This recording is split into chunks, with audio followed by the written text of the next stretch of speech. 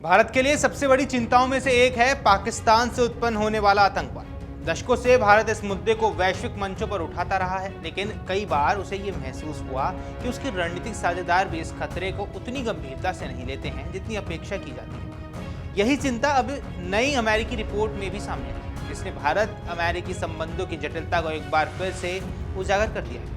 नमस्कार, आप देख रहे हैं अमर उजाला। मैं हूं आपके साथ साहिल सुयाल। दरअसल भारत और अमेरिका दो बड़े लोकतंत्र हैं, दो मजबूत साझेदार हैं, लेकिन क्या इन रिश्तों में अब दरार आ चुकी है? क्या पाकिस्तान से फैल रहे आतंकवाद को लेकर अमेरिका का रवैया भारत को निराश कर रहा है? और क्या कश्मीर जैसे संवेदनशील मुद्दे पर तीसरे पक्ष की बात दोनों देशों के बीच भरोसे को कमजोर कर रही है? एक अमेरिकी थिंक टैंक की ताज़ा रिपोर्ट में कई बड़े खुलासे हुए हैं जो ये बताते हैं कि मजबूत रक्षा और आर्थिक साझेदारी के बावजूद भारत और अमेरिका के बीच रणनीतिक अविश्वास अब भी बना हुआ है।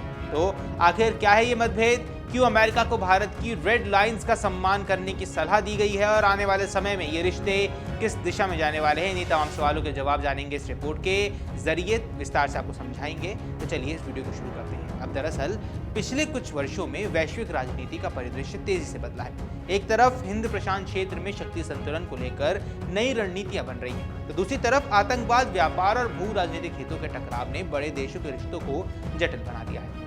भारत और अमेरिका जैसे दो लोकतांत्रिक देशों के बीच संबंधों को अक्सर साझेदारी का नया अध्याय भी कहा जाता है, लेकिन इस चमकदार तस्वीर के पीछे कुछ ऐसे मुद्दे भी हैं जो अब भी अविश्वास की परछाई पैदा कर रहे हैं। दरअसल अमेरिका स्थित think tank centre for new American security यानी कि CNAS की एक हालिया रिपोर्ट में यह दावा किया गया है कि पाकिस्तान प्रायोजित आतंकवाद को लेकर भारत की चिंताओं पर अमेरिका पर्याप्त ध्यान नहीं दे रहा है। अब इस रिपोर्ट के मुताबिक इस वजह से भारत में निराशा का माहौल है और ये रणनीतिक स्तर पर दोनों देशों के रिश्तों को भी काफी ज्यादा प्रभावित कर रहा है। इस पॉलिसी पेपर का शीर्षक है repairing the breach, getting US India ties back on track, यानी संबंधों में आई दरार को भरकर उन्हें फिर से पटरी पर लाना।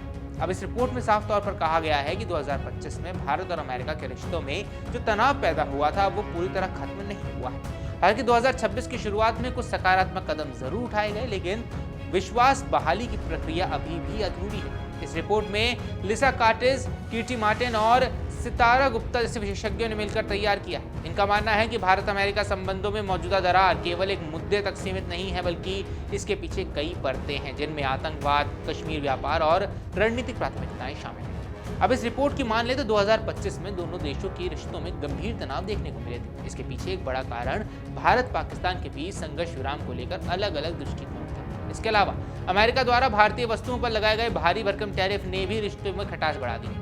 इन घटनाओं ने अब यह संकेत दिया है कि भले ही दोनों देश सहयोग के कई क्षेत्र में काम कर रहे हों, लेकिन उनके बीच रणनीतिक समझ पूरी तरह एक जैसी नहीं रही। हालांकि 2026 में स्थिति को सुधारने की दिशा में कुछ अहम कदम जरूर उठाए गए। फरवरी 2026 के एक अंतरिम व्यापार समझौते के ढांचे पर सहमति बनी, जिससे दोनों देशों के रिश्तों को फिर से पटरी पर लाने की कोशिश भी की गई। इस समझौते में टैरिफ की कमी और व्यापार को बढ़ावा देने की प्रतिबद्धता शामिल थी। रिपोर्ट्स के मुताबिक ये एक सकारात्मक संकेत है, लेकिन केवल आर्थिक समझौते ही रिश्ते में मौजूद अविश्वास को खत्म नहीं कर सकते। रिपोर्ट का सबसे अहम पहलू पाकिस्तान और आतंकवाद को लेकर मतभेद भी है। अब इसमें कहा गया है कि नई दिल्ली इस बात से निराश है कि वॉशिंगटन पाकिस्तान से संचालित आतंकवादी गतिविधियों पर पर्याप्त ध्यान नहीं देता है। भारत लंबे समय से ये मानता भी रहा है कि सीमा पार से होने वाला आतंकवाद उसकी आंतरिक सुरक्षा के लिए सबसे बड़ा खतरा है और इस पर वैश्विक स्तर पर सख्त रुख अपनाया जाना चाहिए।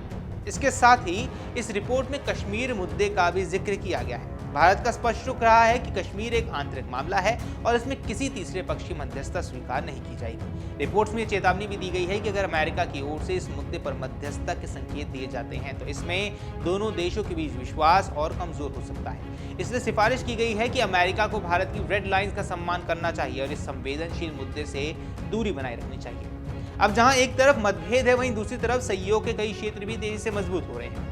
रिपोर्ट में यह भी बताया गया है कि भारत और अमेरिका के बीच रक्षा सहयोग लगातार गहराता जा रहा है। पिछले वर्ष दोनों देशों ने 10 वर्षीय रक्षा ढांचा समझौते का नवीनीकरण किया, जिसमें खुफिया जानकारी साझा करना, समुद्री सुरक्षा और रक्षा तकनीक में सहयोग जैसे महत्वपूर्ण पहलू भी शामिल थे।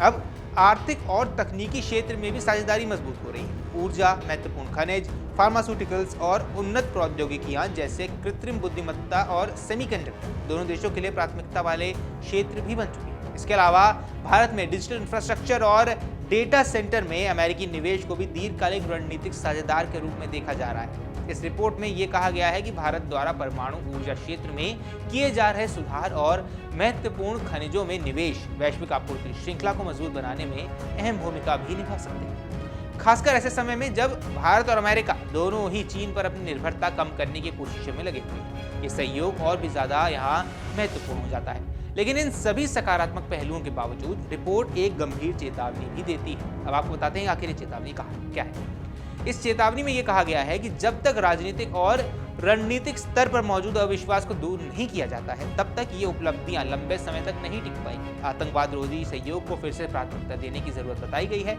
जिसमें आतंक के वित्तपोषण को रोकना और अंतर्राष्ट्रीय मंचों पर बेहतर समन्वय स्थापित करना शामिल है। ऐसे में इस रिपोर्ट को लेकर आपको क्या कुछ लगता है? क्या अमेरिका सही में पाकिस्तान के होते हुए आतंकवाद का साथ देता जा रहा है लगातार, और क्या भारत विरोधी गतिविधियों में अमेरिका की संलिप्तता भी इसमें नजर आ रही है?